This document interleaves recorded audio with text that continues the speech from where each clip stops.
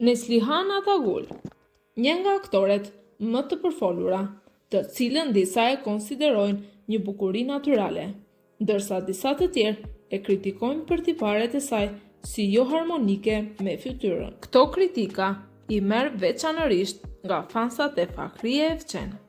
Ata e krahasojnë shpesh atë të preferuarën e tyre dhe pretendojnë se Neslihan ka një bukuri jo natyrale. Fahriye Evcen, pavarësisht statusit dhe njohjes së saj në industrinë e kinemas, Fahriye është përballur edhe me kritika. Shumë fansa besojnë se pamja e saj nuk ka qenë pa ndërhyrje plastike, sidomos kur krahasojnë fotografitë e saj të hershme me ato aktuale. Demet Özdemir, një tjetër aktore, bukuria e së cilës është e diskutueshme. Ka zera se ajo ka bërë rinoplastik dhe ka korrigjuar formën e fytyrës.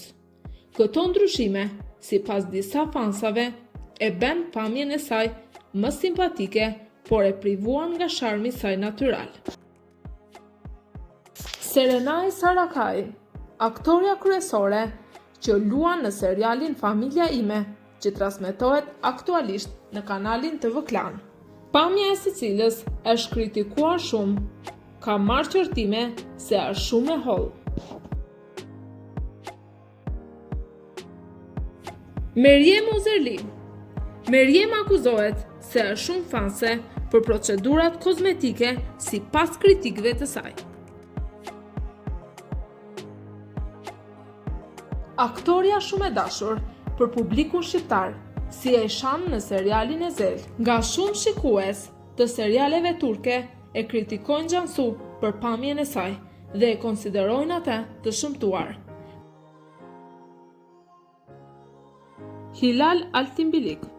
Ajo kritikohet se ndërhyrjet plastike që ajo ka bërë e kanë transformuar krejtësisht në një person tjetër. Shumë kritika e cilësojnë atë si jo natyrale, por pavarësisht kësaj, ajo aktualisht ngelet një nga aktoret më të dashura për publikun shqiptar dhe jo vetëm. Na lini një koment se cila nga këto aktore ka ndryshuar shumë nga origjinaliteti i saj.